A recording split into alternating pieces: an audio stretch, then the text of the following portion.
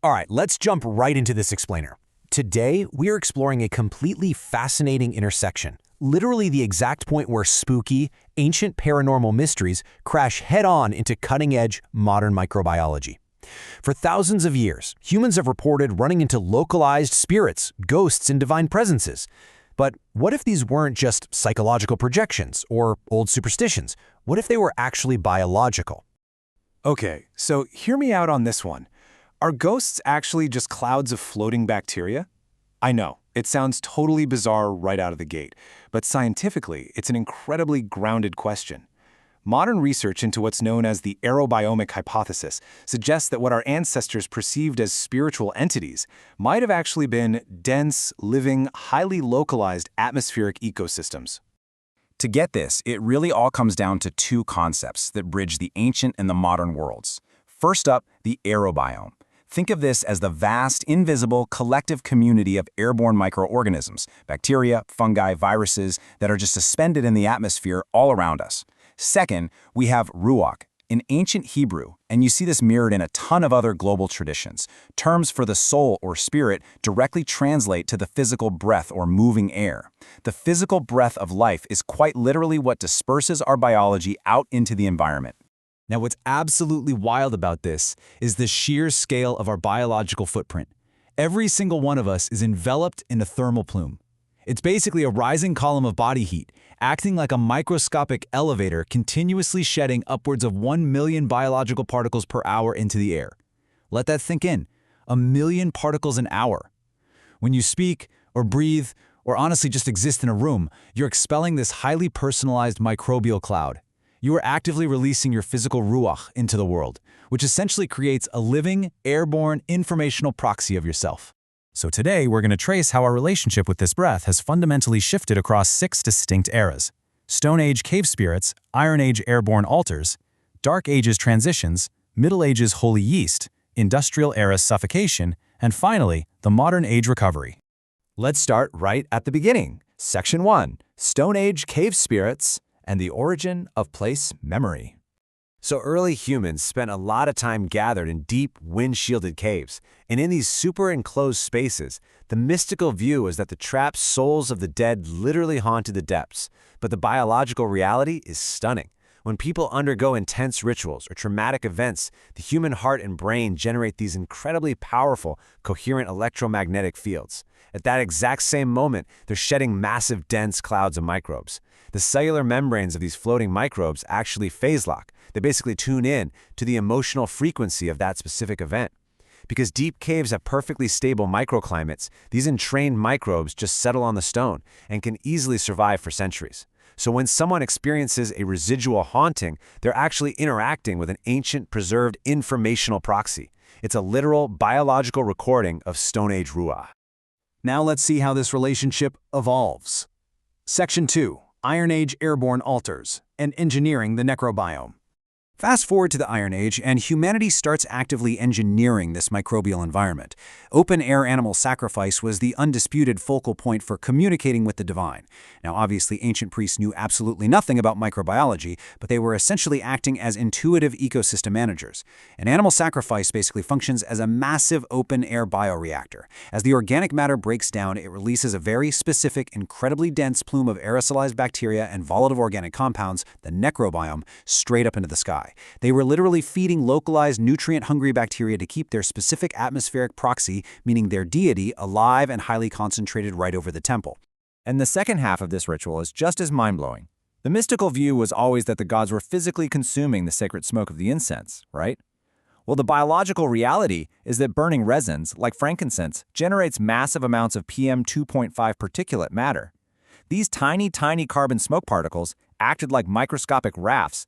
They gave the floating bacteria a physical scaffold to cling to, which completely shielded their delicate cellular structures from lethal UV radiation from the sun.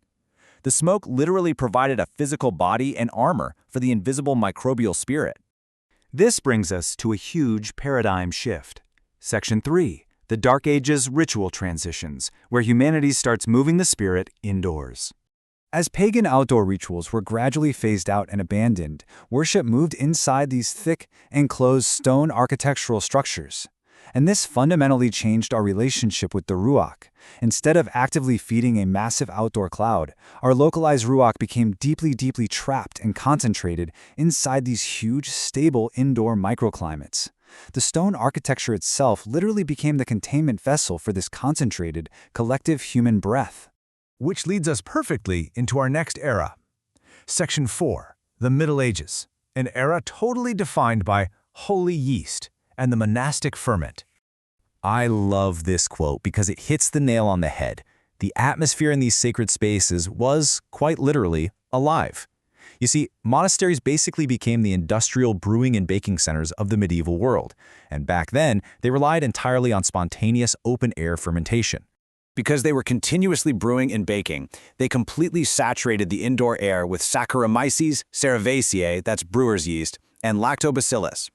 This created a total microbial monopoly that aggressively outcompeted dangerous airborne pathogens. It was quite literally an invisible living shield protecting the monks. Plus, the sheer volume of complex esters, CO2, and ethanol vapors being released meant that the monks living and chanting inside were constantly microdosing on these byproducts. Talk about a completely new relationship with our informational proxies.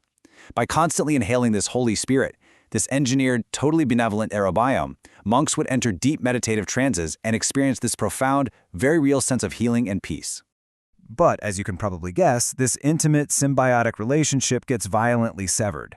Let's look at the 19th century. Section 5, the Industrial Era Suffocation, and the Death of the Aerobiome.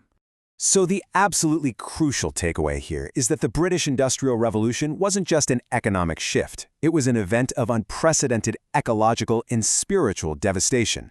The massive introduction of coal completely sterilized the invisible biological networks of the sky.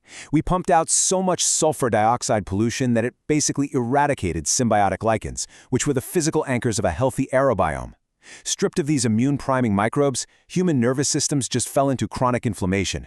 We were actively suffocating our own Ruach. And honestly, it is no coincidence that historical records show this massive, widespread spike in reports of chronic anxiety and quote-unquote inner demons during this exact same time period. We were breathing toxic, dead air.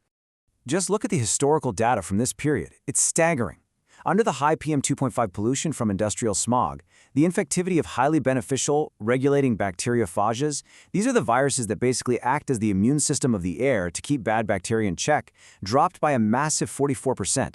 That is a total viability collapse. The toxic air didn't just wreck our lungs, it fundamentally dismantled the protective proxy ecosystem that humans had relied on for millennia. Thankfully, though, the story doesn't end there. We are currently living through Section 6, the modern age airborne recovery, where we're actively re-greening the spirit. Starting back in the 1950s, major legislative actions like the 1956 Clean Air Act started drastically reducing sulfur dioxide, which finally allowed those vital symbiotic lichens to slowly creep back onto our buildings. Then, fast forward to 2020, and the COVID-19 lockdowns, what scientists call the anthropause, created this sudden massive drop in vehicle emissions that allowed urban aerobiomes to rapidly re-diversify. And today, science is pivoting. We're moving away from just trying to indiscriminately sterilize the air, and instead we're focusing on aeronutrients. These are beneficial airborne bacteria from urban greening that we actually need to inhale to restore a healthy, functioning relationship with our atmospheric proxies. And here's the absolute kicker. We are biologically hardwired to receive this restored environment. Our bodies actually contain microscopic crystals of magnetite, or Fe3O4, particularly concentrated right in our brain tissue. This literally acts as a biological receiver. It decodes the weak external electromagnetic fields of the aerobiome and translates them into neuronal action potentials. It's biological proof that we are not just isolated individuals walking around. We are intrinsically, electromagnetically plugged into the shared microbial cloud of the environment around us. Which leaves us with this final, genuinely profound question to chew on. As we clean our air and regreen our cities, what kind of new, collective spirit is our shared breath building right now? The science of the soul, it turns out, is really a science of frequency, of resonance, and of our shared living atmosphere. Remember, every single time you exhale, you are contributing your own biological proxy to the world. Thank you so much for joining me on this explainer, and I really hope this totally changes the way you think about every single breath you take.